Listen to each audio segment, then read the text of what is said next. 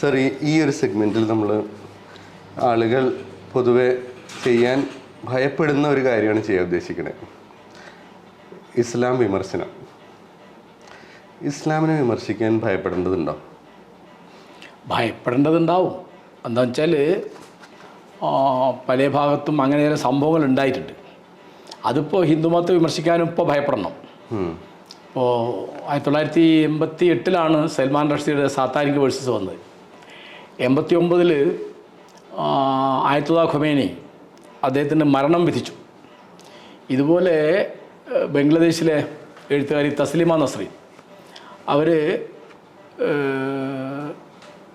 ലജ്ജ എന്നൊരു നോവൽ എഴുതി. 93 അതിൻ്റെ പുറത്ത് അവർക്ക് മരണം വിധിച്ചു. ഇപ്പോൾ കേരളത്തിൽ ഇസ്ലാമിനെ വിമർശിച്ച എൻ്റെ സുഹൃത്ത് ചേകനൂർ മൗലവി ശ്വാസം മുട്ടിച്ച് കൊല്ലപ്പെട്ടു. അപ്പോൾ അതിനെ വിമർശിക്കാൻ പേടിക്കണം എന്നുള്ളതിനെപ്പറ്റി യാതൊരു സംശയമില്ല. ഇനിയിപ്പോൾ അവർക്ക് ക്ഷോഭം വന്നപ്പോൾ ഒരു ചോദ്യക്കടലാസിൻ്റെ പേരിലാണ് നമ്മുടെ ജോസഫ് മാഷിനെ കൈവെട്ടിയത്. അത് പേടിക്കണം എന്ന് ഉറപ്പ് തന്നെയാണ്. അപ്പോൾ ഇസ്ലാമോഫോബിയ എന്ന് പറയുന്ന ഈ വാക്ക്, അതിനോട് എന്താണ് സമീപനം? ആ വാക്ക് അത് വളരെ സങ്കീർണമാണെന്ന് ഞാൻ വിചാരിക്കുന്നത്. ഇപ്പോൾ ഫോബിയ എന്ന് പറഞ്ഞാൽ യാതൊരു യുക്തിയും കാര്യകാരണ ബന്ധവുമില്ലാതെ നിങ്ങൾക്കൊന്നിനോട് തോന്നുന്ന ഒരു വിരോധ ഭ്രാന്താണത്. യുക്തിയൊന്നുമില്ല അതിന്. അപ്പോൾ ഇസ്ലാമിനെ പേടിയാണ് എന്നുള്ളതിനാണ് ഇസ്ലാമോഫോബിയ എന്ന് പറയുന്നത്. ഇപ്പോൾ യുക്തിയുക്തമായി ഒരു കാര്യത്തെ വിമർശിക്കുന്നതിനെ ഇസ്ലാമോഫോബിയ എന്ന് പറയാൻ പറ്റില്ല. ഇപ്പോൾ നിങ്ങൾ ജാതിയെ വിമർശിക്കുന്നു, അത് ഹിന്ദു ഫോബിയ എന്നാരും പറയൂ, പറഞ്ഞാൽ നടക്കൂ? ഇല്ലല്ലോ. ഇതുപോലെ ഇപ്പോൾ ക്രിസ്തു മതത്തിലോ സിഖ് മതത്തിലോ യഹൂദ മതത്തിലോ ഒക്കെ യാതൊരു യുക്തിയും ഇല്ലാത്ത കാര്യങ്ങളുണ്ടാവും. ഇപ്പോൾ ഞാൻ ഉദാഹരണം പറയാം. ഇസ്രായേൽ എന്നൊരു രാഷ്ട്രം യഹോവ യഹൂദന്മാർക്ക് വാഗ്ദാനം ചെയ്തതാണ്, അത് അവരുടെ വാഗ്ദത്ത ഭൂമിയാണ് എന്ന് പറയുന്നത് ഹിസ്റ്ററി അല്ല, സ്റ്റോറിയാണ്. ഏതുമാതിരി പരശുരാമൻ മഴ എറിഞ്ഞിട്ടാണ് കേരളം സമുദ്രത്തിൽ നിന്ന് വീണ്ടെടുത്തത്, അത് നമ്പൂരിമാർക്ക് കൊടുത്താണ് എന്ന് പറയുന്നത് ഹിസ്റ്ററി അല്ല, സ്റ്റോറിയാണ്, കഥയാണ്, ചരിത്രമല്ല. അപ്പോൾ കഥയൊക്കെ ചരിത്രമായിട്ടും ചരിത്രമൊക്കെ കഥയായിട്ടും മാറ്റുന്ന ഒരു പരിപാടി പൊതുവെ എല്ലാ മതക്കാർക്കും ഉണ്ട്. അപ്പോൾ ഇതൊന്നും ഇല്ലാതെ ഇസ്ലാമിനോട് അസൂയ കൊണ്ട്, ഇപ്പോൾ അവർക്കിപ്പോൾ ഉദാഹരണം പറഞ്ഞാൽ ഗൾഫ് നാടുകളിൽ കോടിക്കണക്കിന് രൂപ അവർക്ക് പെട്ടെന്ന് കാര്യമായ ഒരു അന്യായം അക്രമം കാണിക്കാതെ ഉണ്ടായതാണ്. അവരുടെ മണ്ണിൻ്റെ അടിയിൽ മരുഭൂമിയുടെ അടിയിൽ പെട്രോൾ ഉണ്ടാവും. അപ്പോൾ ഇംഗ്ലീഷ് ഭാഷയിൽ ഒരു ചൊല്ലുണ്ട്, എല്ലാ ഭാഗ്യത്തിൻ്റെയും പിറകിൽ ഒരു കുറ്റകൃത്യമുണ്ട് എന്ന്. Behind every Fortune there is A crime. അങ്ങനെ ക്രൈമില്ല ഈ ഫോർച്യൂണിൽ, ഈ ഭാഗ്യത്തിൽ അതില്ല. അപ്പോൾ ഒരു ഉദാഹരണം പറയാം, അതിൻ്റെ നേരെ അസൂയുണ്ട്. അപ്പോൾ ഈ അസൂയ ഇപ്പം നമ്മുടെ നാട്ടിലൊക്കെ ഉണ്ട്. അതായത് ഇപ്പോൾ ഈ അസൂയയാണ് ഒരു കാരണം. സാമ്പത്തികമായ മെച്ചപ്പെടുമുണ്ടാവുന്ന അസൂയ, അത് മറ്റവരോട് ബാക്കിയുള്ളവർക്കും ഉണ്ട്. ഇപ്പോൾ യൂറോപ്പിലോ അമേരിക്കയിലോ ഒക്കെ പോയിട്ട് കാശുണ്ടാക്കി വലിയ വീടും ബംഗ്ലാവും കാറും ഷോപ്പിംഗ് മാളും ഒക്കെ അത് നടക്കുന്ന ക്രിസ്ത്യാനികളോട് മറ്റുള്ളവർക്ക് ഉണ്ടാവും. അപ്പോൾ ഞാൻ പറയുന്നത് ഈ കാര്യകാരണ ബന്ധത്തോടു കൂടി ഒരു മത വ്യവസ്ഥയെ വിമർശിക്കുന്നതിനെ നിങ്ങൾക്ക് ഫോബിയ എന്ന് പറയാൻ പറ്റില്ല. ഫോബിയ എന്നുള്ള വാക്കിന് എതിരാണത്. ഉദാഹരണം പറയാം. ഇപ്പോൾ മുസ്ലിങ്ങളുടെ ഇടയ്ക്ക് ബഹുഭാര്യത്തുണ്ട്, മറ്റുള്ളവരുടെ ഇടയ്ക്കില്ല ഉണ്ട്. പക്ഷെ മറ്റുള്ളവർക്കൊന്നും അത് അവർ ചെയ്യുമ്പോഴും അത് നിയമവിധേയമാണെന്ന് പറയാൻ പറ്റില്ല. മുസ്ലിങ്ങൾക്ക് അത് നിയമവിധേയമാണ്. ഇപ്പോൾ വേറെ ഒരു കല്യാണം കഴിച്ചാൽ ഭർത്താവിനെതിരായിട്ട് ഭാര്യയ്ക്ക് കേസ് കൊടുക്കാം. അവർക്ക് ആ വകയിൽ വിവാഹമോചനം കിട്ടും. ഭർത്താവിന് പിഴയോ തടവോ രണ്ടും കൂടിയോ കിട്ടും. മുസ്ലിമിന് ആ പ്രശ്നമില്ല, കാരണം അയാളുടെ ശരീഅത്തിൽ ഇത് അനുവദനീയാണ്. കാരണം മുസ്ലിം പേഴ്സണൽ ലോ 1939 മുസ്ലിം പേഴ്സണൽ ആക്ട് അനുസരിച്ച് അയാൾക്കത് പിന്തുടരാം. എല്ലാ മുസ്ലിങ്ങളും 4 കിട്ടുന്നില്ല, അപൂർവമാണ് കിട്ടുന്നത്. പക്ഷെ അവരെ തന്നെ ന്യായീകരിക്കുന്നുണ്ട്. അപ്പം നമ്മളതിനെ വിമർശിക്കും, അത് ഇസ്ലാമോഫോബിയ ഉണ്ടാന്ന് പറയും. അത് ഏതുമാതിരി ഇവിടെ ഇപ്പം നമ്മൾ നമ്മുടെ ബഹുമാനപ്പെട്ട മുഖ്യമന്ത്രി ശ്രീ പിണറായി വിജയൻ്റെ ഏതെങ്കിലും ഒരു നിലപാടിനെ വിമർശിക്കുമ്പോൾ അത് കമ്മ്യൂണിസ്റ്റ് വിരോധം കൊണ്ട് പറയാനാണ്. അതിന് മറുപടി പറഞ്ഞാൽ മതി.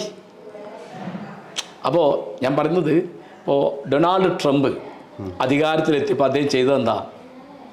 മുസ്ലിങ്ങൾക്ക് വിസ കൊടുക്കാതെ നിയമം കൊണ്ടുവരണമെന്ന് പറഞ്ഞു. അതെ. അപ്പോൾ അദ്ദേഹത്തിൻ്റെ ആളുകൾ സെക്രട്ടറിമാരും ബാക്കിയുള്ള വരുമ്പോൾ ഞാൻ നിൽക്കില്ല, കോടതി തള്ളിപ്പോവും.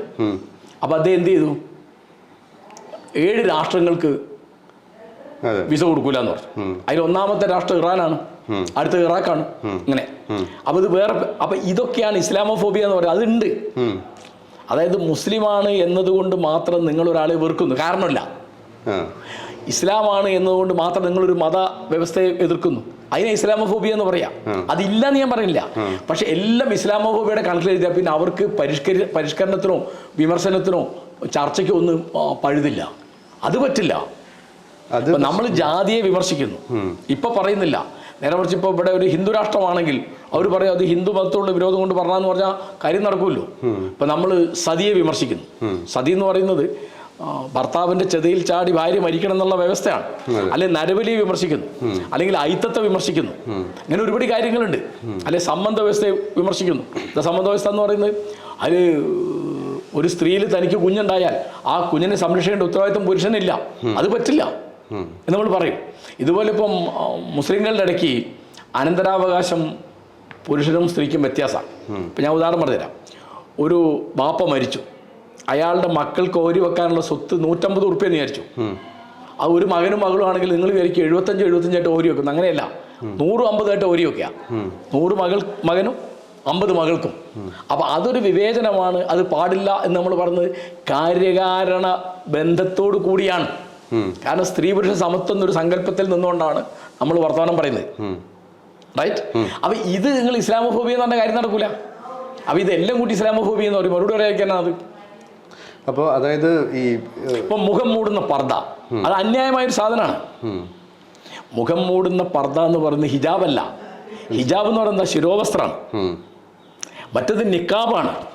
അതായത് ഈ ഒരു പെണ്ണ് പുറത്തിറങ്ങുമ്പോൾ തന്നെ അവളെ ഈ കരിങ്കുപ്പായത്തിൽ കുഴിച്ചു മൂടുകയാണ്. മനസ്സിലായോ? ആ സ്ത്രീക്ക് വ്യക്തിത്വമില്ല, മുഖമില്ലല്ലോ.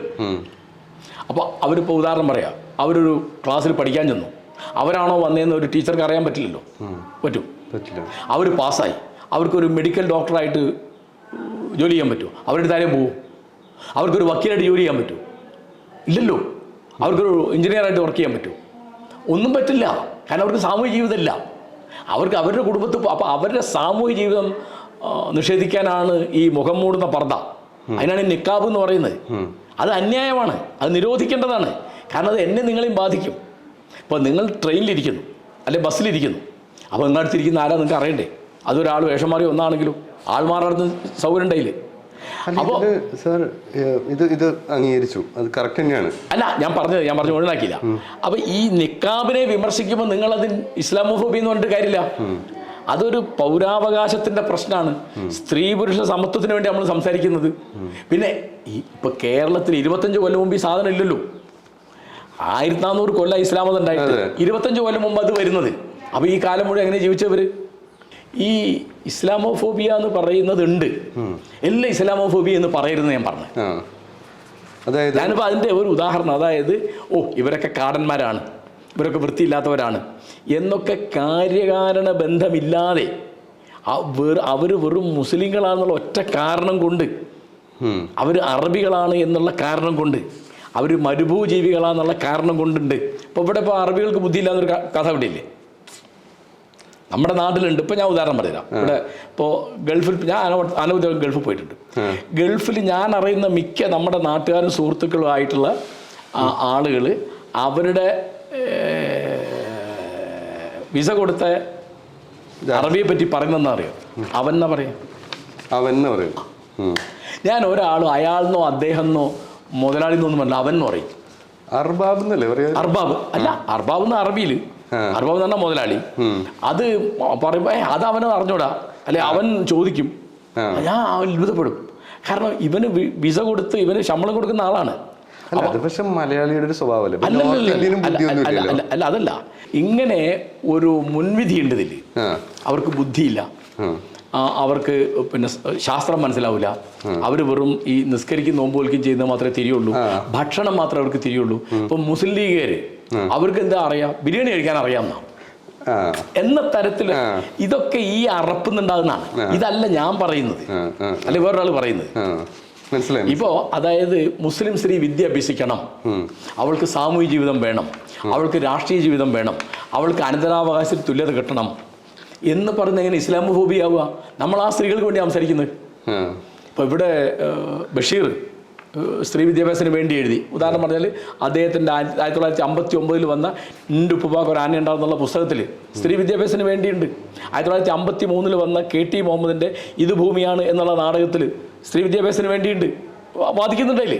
ഇപ്പം NP മുഹമ്മദിൻ്റെ കഥകൾ, VP മുഹമ്മദിൻ്റെ കഥകൾ, UA ഖാദറിൻ്റെ കഥകൾ, ഉറൂബിൻ്റെ കഥകൾ, SK പൊറ്റക്കാരൻ്റെ കഥകൾ, MT വാസുദേവൻ്റെ കഥകൾ, ഇതിലൊക്കെ ഈ സാമൂഹിക ജീവിതം നിഷേധിക്കപ്പെട്ട മുസ്ലിം സ്ത്രീകളുണ്ട്, വേറെയുണ്ട്. ഞാനൊരു ചെറിയ ഉദാഹരണം പറഞ്ഞാണ്.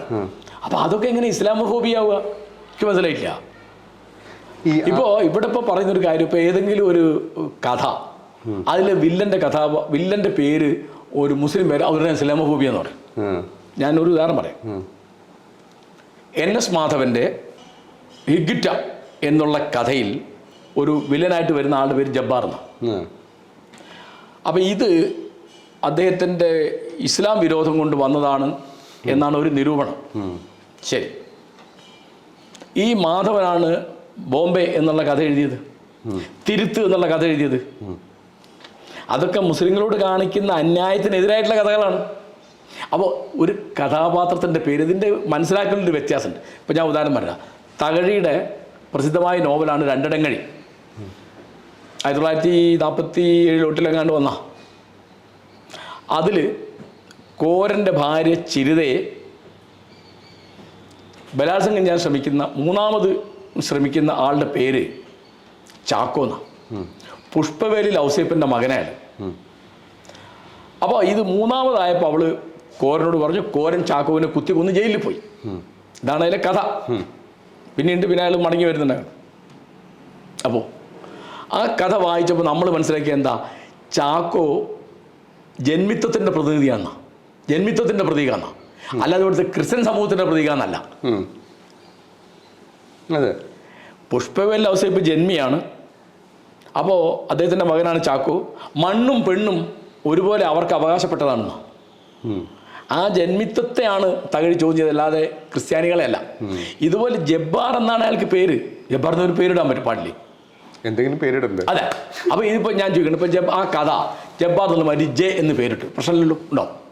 അത്ര സില്ലിയാണത് ആ വാദങ്ങൾ. ഇപ്പോൾ ഈ നാട്ടിൽ മുസ്ലിം പേരുള്ള ക്രിമിനൽ ആരുമില്ലേ?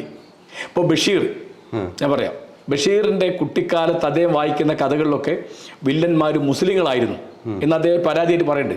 പക്ഷെ ബഷീർ കഥ എഴുതിയപ്പോൾ അതിൽ വില്ലന്മാരായിട്ട് ധാരാളം മുസ്ലിങ്ങളുണ്ട്. ഇപ്പം ബഷീറിൻ്റെ ഒരു പ്രധാന കഥാപാത്രമാണ് ഒറ്റക്കണ്ണം പോക്കര്. അയാൾ മുച്ചിട്ട് കളിക്കാരനാ, അയാൾ മുസ്ലിം അല്ലേ? മണ്ടൻ മുത്തബ, അയാൾ പോക്കറ്റ് അടിക്കാരനാ, അയാൾ മുസ്ലിം അല്ലേ? ഇവളെ പ്രേമിക്കുന്ന സൈനബയുണ്ട്, അവൾ കള്ളത്തിയായിട്ടൊരു കഥാപാത്രം മലയാള സാഹിത്യത്തിൽ എൻ്റെ പരിമിതമായ അറിവിൽ സൈനബ മാത്രമേ ഉള്ളൂ. പക്ഷേ ആനവാൻ രാമനായരും കള്ളനാ, പൊൻകുരിശ് സോമയും കള്ളനാ, തൊരപ്പൻ അപറാനും കള്ളനാണ്, ഡ്രൈവർ പപ്പുണ്ണി കള്ളനാണ്.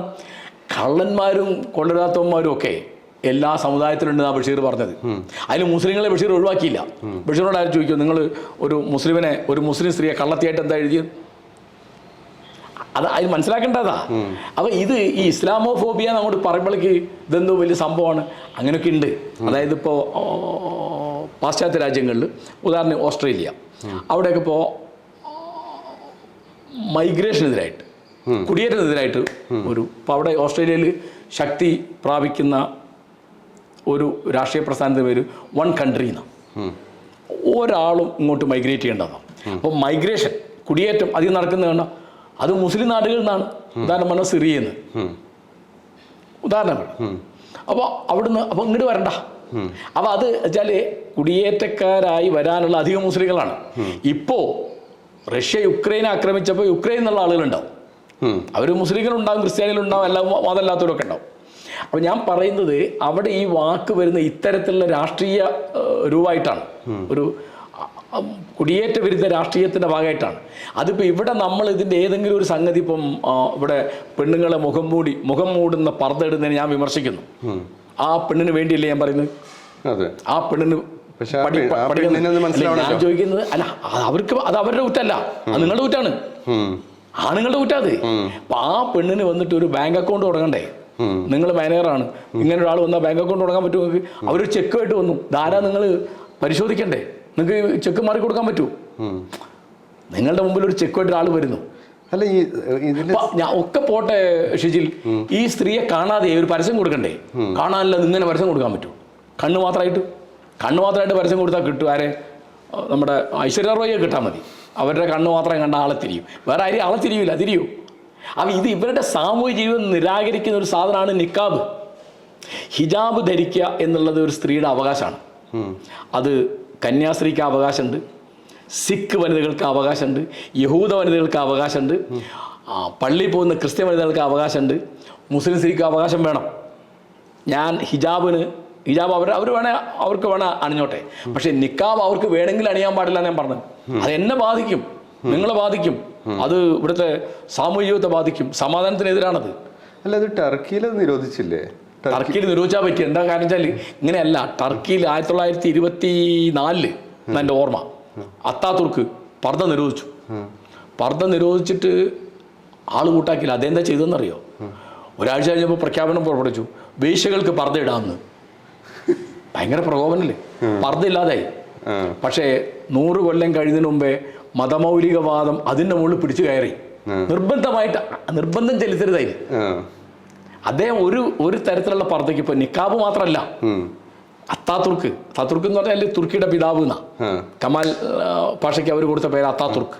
തുർക്കി ഭാഷയിൽ അത്താതുർക്ക് എന്ന് പറഞ്ഞാൽ തുർക്കിയുടെ പിതാവ്. നമ്മൾ രാഷ്ട്രപിതാവ് എന്ന് ഗാന്ധിയെ പറയുന്നവർ വലിയ ആളാണ്, അദ്ദേഹത്തിന് തെറ്റുപറ്റിയില്ല എന്നല്ല, രാഷ്ട്രപിതാവ്. അപ്പം അദ്ദേഹം ഉദാഹരണം പറഞ്ഞാൽ ബാങ്ക് കൊടുക്കുന്നത് തുർക്കി ഭാഷയിൽ വേണമെന്ന് പറഞ്ഞു, തുർക്കി ഭാഷ റോമൻ ലിപിയിൽ എഴുതണമെന്ന് പറഞ്ഞു, അവിടുത്തെ വേഷം യൂറോപ്യൻ വേഷമാവണമെന്ന് പറഞ്ഞു. അപ്പം അദ്ദേഹം മുഴുവൻ പാശ്ചാത്യവൽക്കരിക്കുക ചെയ്തത്, വെസ്റ്റേണൈസ് ചെയ്യുക ചെയ്തത്. വെസ്റ്റേണൈസ് ചെയ്യുമ്പോൾ വെസ്റ്റേണൈസേഷനെതിരായിട്ട് ഇവിടുന്ന് തിരിച്ചടി ഉണ്ടാവും, റിട്ടാലിയേഷൻ ഉണ്ടാവും. അപ്പോൾ പർദ്ദ ധരിച്ചുകൊണ്ട് പാർലമെന്റ് ഹൗസിൽ പ്രവേശിക്കാൻ പാടില്ല. ഇത് മുഖം മൂടുന്ന അല്ലാത്ത പർദ്ദ അണിയാൻ പാടില്ല. അപ്പോൾ ഇന്നിപ്പോൾ അവിടെ ഭരിക്കുന്ന ഉർദുഗാൻ ലോകത്ത് ജീവിച്ചിരിക്കുന്ന മുസ്ലിം മതമൗലികവാദ ഭരണാധികാരികളിൽ ഒന്നാമനാണ്. അത്ര വലിയ മതമൗലികവാദിയാണ് ആര്? ഉർദുഗാൻ.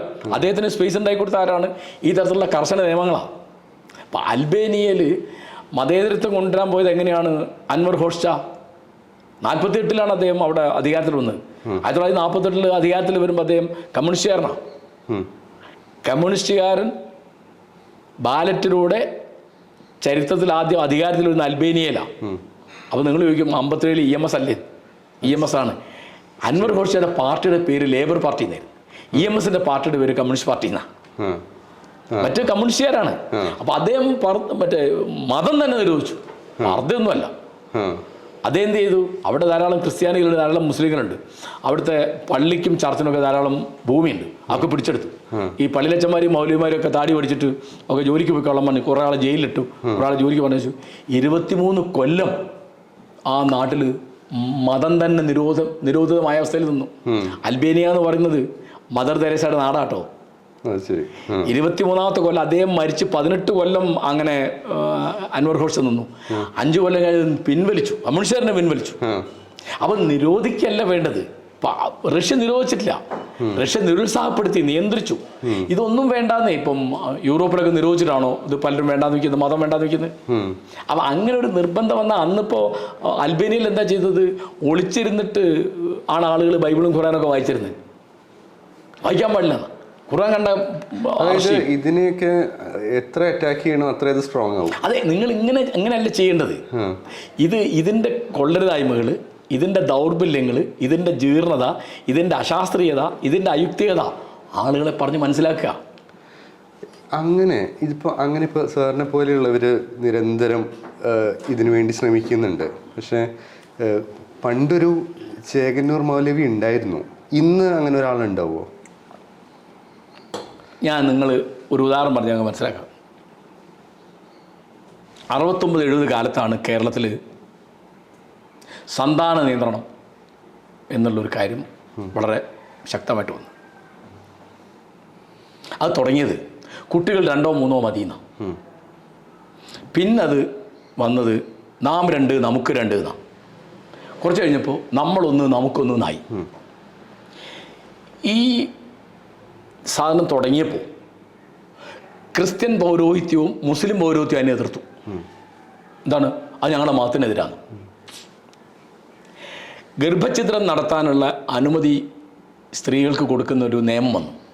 അപ്പോൾ ക്രിസ്ത്യാനികളും മുസ്ലിങ്ങളും പറഞ്ഞു അത് വ്യഭിചാരത്തിന് ലൈസൻസ് കൊടുക്കലാണ്. എല്ലാവരും എതിർത്തു. ഇപ്പോൾ എതിർപ്പില്ലല്ലോ? ഇല്ല. ഇത് എത്ര ആൾ സ്വീകരിച്ചില്ല. ഇപ്പം എൻ്റെ കുടുംബത്തിലുണ്ടായ കാര്യം ഞാൻ പറഞ്ഞുതരാം. പൗരോഹിത്യത്തിൻ്റെ കാര്യം ചോദിക്കുന്നത്. അതായത് പൗരോഹിത്യം അന്ന് ചേകന്നൂർ മൗലവി എന്തെല്ലാം പറഞ്ഞാലും ഈ മതത്തിൻ്റെ ഉള്ളിലുള്ള ഒരു മൗലവിയാണ്. വളരെ പുരോഗമനപരമായ ആശയങ്ങളുള്ള ഒരു മൗലവിയാണ്. ഈ ഈ പൗരോഹിത്യം പിടിമുറുക്കുകയാണോ അതോ? അല്ല, നോക്കാം, നമുക്ക് അത് നോക്കാം. അപ്പോൾ ഈ സാധനങ്ങൾ വലിയ ബഹളം നടക്കുമ്പോൾ ഞങ്ങളുടെ നാട്ടിൽ ആദ്യമായിട്ട് ഈ വാസക്ടമി സ്ത്രീകളുടെ അതിൻ്റെ പേര് ഞാൻ മറന്നു. സ്ത്രീകളുടെ ഒരു ഓപ്പറേഷൻ ഉണ്ട്, പ്രസവം നിർത്തുന്നത്. അത് സലാം കാരിശ്ശേരിയുടെ ഭാര്യ 3ാമത്തെ കുഞ്ഞിനെ പ്രസവിച്ചപ്പോൾ ഭാര്യയോട് നിർത്താമെന്ന് നിർത്തി. ഇത് ഞങ്ങളുടെ നാട്ടിൽ ഭയങ്കര ഷോക്കായി. എൻ്റെ ഉമ്മ നിലവിളിയുടെ രൂപത്തിലാണ് പറഞ്ഞു, വലിയ കാക്കയുടെ മരുവോള് പ്രസവം നിർത്തി. ഞാൻ ഞാൻ ചിരിച്ചു. 20 കൊല്ലം കഴിഞ്ഞിട്ട് എൻ്റെ ഭാര്യ 3ാമത് പ്രസവിച്ച എൻ്റെ ഉമ്മ എന്നോട് ചോദിക്കുകയാണ്, ഓളെ പ്രസവം നിർത്തിയില്ല. ഉമ്മ അത് അക്സെപ്റ്റ് ചെയ്തു. അപ്പോൾ അന്ന് ഞാൻ ഒന്നും പറ്റില്ല. പിറ്റേന്ന് ഞാൻ പറഞ്ഞു നിർത്തി. പിറ്റേന്ന് ഉമ്മയോട് പറഞ്ഞു, നിങ്ങളിങ്ങനെ 20 കൊല്ലം മുമ്പ് ഇങ്ങനെ പറഞ്ഞിരുന്നു. ഉമ്മ എനിക്ക് ഓർമ്മയില്ല. ഉമ്മ ചിരിച്ചു. അപ്പോൾ ഇവർ സ്വീകരിക്കാൻ കുറച്ച് സമയം കൊടുക്കണം. നമ്മൾ ഇത് സ്വീകരിക്കാൻ ഇപ്പോൾ CN അഹമ്മദ് മൗലവി വളരെ ചേകന്നൂർ മൗലവി പറഞ്ഞ പോലെ ചിലപ്പോൾ അതിനപ്പുറത്തൊക്കെ കാര്യങ്ങൾ പറഞ്ഞ ഒരാളാണ്. അതൊരു സാവകാശമായിട്ട് സമാധാനമായിട്ട് പറയും, പ്രകോപനം ഉണ്ടാക്കില്ല. ചേകന്നൂർ മൗലവി എൻ്റെ സുഹൃത്തായിരുന്നു, മഹാപണ്ഡിതനാണ്, വലിയ ഓർമ്മശക്തിയുള്ള ആളാണ്, 1-ാം തരം പ്രഭാഷകനാണ്, ഒക്കെ ശരിയാണ്, എനിക്കിഷ്ടമുള്ള ആളാണ് വ്യക്തിപരമായിട്ട്. പക്ഷെ അദ്ദേഹം പ്രകോപനത്തിൻ്റെ ഭാഷ ഉപയോഗിച്ച് അങ്ങനെ നിങ്ങൾക്ക് ഒരു സമൂഹത്തെ പരിഷ്കരിക്കാൻ പറ്റില്ല. അദ്ദേഹത്തോട് കാണിച്ച അന്യായം എന്ന് പറഞ്ഞ് 10-17 കൊല്ലം സമരം നടത്തിയ ആളോട്ടോ ഞാൻ. അതല്ല പറഞ്ഞത്. പ്രകോപനത്തിൻ്റെ ഭാഷയിൽ പറ്റില്ല, നിർബന്ധത്തിൻ്റെ ഭാഷ പറ്റില്ല. പതുക്കെ നമുക്ക് ചെയ്യാം. പതുക്കെ വെച്ചാൽ അത് അന്യായമുള്ള ഇപ്പോൾ അയിത്തം നിരോധിക്കണം. അയിത്തപ്പോൾ പെണ്ണുങ്ങൾ എഴുത്ത് പഠിക്കാൻ പാടില്ല എന്നൊരു നിലപാടുണ്ടെങ്കിൽ നമ്മളത് അനുവദിക്കാൻ പാടില്ല. അത്തരത്തിലുള്ള അല്ലാത്ത കാര്യങ്ങളൊക്കെ നമുക്ക് അത് കുറച്ചൊക്കെ യൂറോപ്പൊക്കെ എങ്ങനെയാണെന്നേ, യൂറോപ്പൊക്കെ എങ്ങനെയാണ്. ഇപ്പോൾ ഞാൻ ക്രിസ്ത്യൻ സമൂഹത്തിൽ ഇപ്പോൾ കാണുന്നത് നേരെ തിരിച്ചാണ്. കാരണം ആദ്യം രണ്ട് കുട്ടികളുണ്ടായിരുന്ന സ്ഥലത്ത് ഇപ്പോൾ 4 കുട്ടികളാണ്. അതെ, അല്ല, ഇപ്പോൾ ക്രിസ്ത്യാനികൾ മറിച്ച് പറയുന്നു, മറ്റേ ഇവര് RSകാർ പറയുന്നു. അത് സ്ത്രീ വിരുദ്ധാണെന്ന് ആലോചിക്കണം. ഒരു ഹിന്ദു യുവതി 10 പ്രസവിക്കണം എന്നാണ് തൊഗാഡിയ പറയുന്നത്. തൊഗാഡിയൊക്കെ പ്രസവിക്കേണ്ട ബുദ്ധിമുട്ട് വരില്ലല്ലോ, ഉണ്ടോ? അപ്പൊ ഇവിടുത്തെ സ്ത്രീകൾക്ക് ഏറ്റവും വലിയ രക്ഷാമാർഗമായി തീർന്നത് സന്താനയന്ത്രണമാണ്. ഞാൻ ഉദാഹരണം പറഞ്ഞുതരാം. എൻ്റെ ഉമ്മ 7 പെറ്റു, എൻ്റെ അളിയൻ്റെ ഉമ്മ 12 പെറ്റു, എൻ്റെ ഭാര്യ 3 പെറ്റുള്ളൂ. അതുകൊണ്ട് അവൾക്ക് പോസ്റ്റ് ഓഫീസിൽ ജോലി ചെയ്യാൻ പറ്റി. പേറ്റി യന്ത്രങ്ങളാണ് സ്ത്രീകൾ എന്നാണ് ക്രിസ്ത്യൻ മതമൗലികവാദവും മുസ്ലിം മതമൗലികവാദവും ഹിന്ദു മതമൗലികവാദവും ഇപ്പോൾ പറയുന്നത്. അത് ഞാൻ പറയുന്നത് അങ്ങനൊരു ശാസ്ത്രീയ കാര്യം വരികയാണ്, നിർത്താൻ സാധിക്കുന്നത്. പണ്ട് പറ്റില്ലല്ലോ. അപ്പോൾ ഞാൻ പറഞ്ഞുകൊണ്ടിരുന്ന കാര്യം എന്ന് വെച്ചാൽ ഇത്തരം കാര്യങ്ങൾ മതപരിഷ്കരണം എന്ന് പറഞ്ഞത് എല്ലാം വേണം, നിയമം വേണം. ഇപ്പോൾ ഇവിടെ ഇപ്പോൾ ഉദാഹരണം വിവാഹപ്രായം അതിപ്പോൾ 18 അത് 21 പോകണം. ഇവർ തുടക്കത്തിൽ എതിർക്കും, കുറച്ച് കഴിയുമ്പോൾ ഇത് സ്വാഭാവികമായിട്ട് കാര്യങ്ങൾ അങ്ങനെ മാറും. അതായത് പ്രബോധന പ്രവർത്തനങ്ങൾ വേണം, പ്രചാരവേല വേണം, നിയമം വേണം, ശിക്ഷ വേണം. ഇതൊക്കെ കൂടിയായിട്ടാണ് ഇത് നമുക്ക് ഒരുപാട് പ്രശ്നങ്ങളുണ്ട് ഇന്ത്യക്ക്. ഒരുപാട് മതങ്ങൾ, ഒരുപാട് ജാതികൾ. ജാതി എന്ന് പറഞ്ഞാൽ 3000 കൊല്ലമായിട്ട് ഇവിടെയുള്ള സാധനമാണ്. 3000 കൊല്ലമായിട്ട്. അപ്പോൾ 27,000 ഉപജാതികളുണ്ട് ഇവിടെ. ജാതി, ഉപജാതി, ഉൾജാതിയും കൂടിയിട്ട്. അപ്പം നമുക്ക് ഒരുപാട് കാര്യങ്ങൾ ചെയ്യാനുണ്ട്. വിഷയം അതല്ല സാർ. വിഷയം എന്താണെന്ന് വെച്ചാൽ ഞാൻ നേരത്തെ അഡ്വക്കേറ്റ് ജയശങ്കറെ നമ്മൾ ഇൻ്റർവ്യൂ ചെയ്തപ്പോൾ ഞാനൊരു ചോദ്യം ചോദിച്ചിരുന്നു. അദ്ദേഹം പറഞ്ഞത് ബ്ലാസ്ഫമി, റൈറ്റ് ടു ബ്ലാസ്ഫമി ഫ്രാൻസിലുണ്ട്, അത് ഇന്ത്യയിൽ വേണോ എന്ന് ചോദിച്ചപ്പം അദ്ദേഹം പറഞ്ഞു ഇന്ത്യയിൽ അത് വേണ്ട എന്നാണ് അദ്ദേഹം പറഞ്ഞത്. ഈ റൈറ്റ് ടു ബ്ലാസ്ഫമി എന്ന് പറഞ്ഞ ലോ വന്നു കഴിഞ്ഞാൽ നമുക്ക് വിമർശിക്കാം, കുഴപ്പമൊന്നുമില്ല. പക്ഷെ അത് ഇന്ത്യയിൽ പ്രായോഗികമാണോ? സാറിൻ്റെ അഭിപ്രായം എന്താണ്? റൈറ്റ് ടു ബ്ലാസ്ഫമി അത്യാവശ്യമാണ്. എങ്കിൽ മാത്രമേ നിങ്ങൾക്ക് ജനാധിപത്യം നിലനിർത്താൻ സാധിക്കുള്ളൂ. ബ്ലാസ്ഫമി എന്ന് പറഞ്ഞാൽ എന്താ? ദൈവനിന്ദ. ഇവിടെ ബ്ലാസ്ഫമി ദൈവത്തെ നിന്ദിച്ചു എന്ന് പറഞ്ഞിട്ടാണ് സോക്രട്ടീസിനെ വിഷം കുടിച്ച് കൊല്ലാൻ വിധിച്ചത്. എത്ര പേര്? ക്രിസ്തുവിനെ കുറിച്ച് ചർച്ച ചെയ്യുന്ന ദൈവനിന്ദ. ഇന്ത്യയിൽ അങ്ങനെ ഉണ്ടായിരുന്നില്ല. കാരണം ഇന്ത്യയിൽ അങ്ങനെ ദൈവം ഉണ്ടായിരുന്നില്ല. ഇപ്പം ഇവിടെ ദൈവനിന്ദ ഇവിടെ മതത്തിൻ്റെ ഒരു പാപമായിരുന്നില്ല. ഇവിടെ രാജാക്കന്മാർ കാണുന്ന കുറ്റകൃത്യമായിരുന്നില്ല. ഇന്നിപ്പോൾ അത് പാപമായിട്ട്, സിൻ ആയിട്ട്, കുറ്റമായിട്ട്, ക്രൈമായിട്ടൊക്കെ വരുന്നു. ഇപ്പോൾ ഇതിൻ്റെ ഏറ്റവും ഭീകരമായ അവസ്ഥയുള്ളത് 1973 പാകിസ്ഥാനിൽ വന്ന നിയമമാണ് ബ്ലാസ്ഫമിയിലോ. അവിടെ ഇപ്പം നിങ്ങൾ നബിയെ നിന്ദിച്ചു എന്ന് പറഞ്ഞാൽ ജനക്കൂട് നിങ്ങൾ തല്ലിക്കൊല്ലാം. അപ്പോൾ ബ്ലാസ്ഫമി, ദൈവനിന്ദ ഒരു കുറ്റകൃത്യമല്ല. അത് നമ്മുടെ ഫ്രീഡം ഓഫ് എക്സ്പ്രഷൻ്റെ, ഫ്രീഡം ഓഫ് ഫെയ്ത്തിൻ്റെ രണ്ടിൻ്റെയും ഭാഗമായിട്ട് വരണം. അപ്പോൾ ഭരണഘടന, അപ്പോൾ അദ്ദേഹത്തോട് ചോദിച്ചു, അംബേദ്കറോട് ചോദിച്ചു, എന്തുകൊണ്ടാണ് ദൈവനാമത്തിൽ ആരംഭിക്കാത്തത്? We the people of India എന്നും പറഞ്ഞാണ് ഭരണഘടന തുടങ്ങുന്നത്. എന്തുകൊണ്ട് ദൈവനാമത്തിൽ തുടങ്ങുന്നില്ല? അപ്പോൾ അംബേദ്കർ പറഞ്ഞു, ദൈവത്തിൽ വിശ്വസിക്കുന്നവരുടെയും വിശ്വസിക്കാത്തവരുടെയും രാജ്യമാണ് ഇന്ത്യ. മനസ്സിലായി? എന്നിട്ടത് ബഹളമായി വോട്ടിനിട്ടു. ഭൂരിപക്ഷത്തിൻ്റെ പിന്തുണ കൊണ്ടാണ് അംബേദ്കറിന് തള്ളാൻ പറ്റി. അപ്പോൾ റൈറ്റ് ടു ബ്ലാസ്ഫമി എന്ന് പറഞ്ഞാൽ എന്താണ്? ഇവിടുത്തെ അവിശ്വാസികളുടെ പ്രമാണമാണത്. ആലോചിച്ചു. ഇവിടെ ദൈവത്തിലോ മതത്തിലോ വിശ്വസിക്കാത്ത നിരീശ്വരവാദികളോ യുക്തിവാദികളോ നിർമ്മതവാദികളായ ആളുകൾക്ക് ദൈവത്തെ വിമർശിക്കേണ്ടി വരും. ഏത് ദൈവം നേ? ഒന്നുമില്ല. മതങ്ങളും മറ്റു മതങ്ങളും വിമർശിക്കുന്നുണ്ടല്ലോ. എല്ലാ മതവിശ്വാസികളും അതുണ്ടാവും, അതുവർ ചെയ്യും. അതേപ്പോ ഇസ്ലാമിനെ വിമർശിക്കാൻ പാടില്ല എന്ന് പറയുന്ന ഈ മൗലവിമാരൊക്കെ ഹിന്ദുമതത്തെയും ക്രിസ്തുമതത്തെയും വിമർശിക്കുന്നുണ്ട്. അല്ല, അവർക്ക് അതിൻ്റെ റൈറ്റ് വേണം. അത് അവർക്ക് ഫ്രീഡം ഓഫ് എക്സ്പ്രഷനാണ്. അതുപോലെ വിശ്വസിക്കാത്ത ആളുകൾക്ക് ജനാധിപത്യത്തിൽ അത്യാവശ്യമുള്ള ഒന്നാണ് എന്ത്? Right to blasphemy. ദൈവനിന്ദ നടത്താനുള്ള അവകാശം തീർച്ചയായിട്ടും വേണം.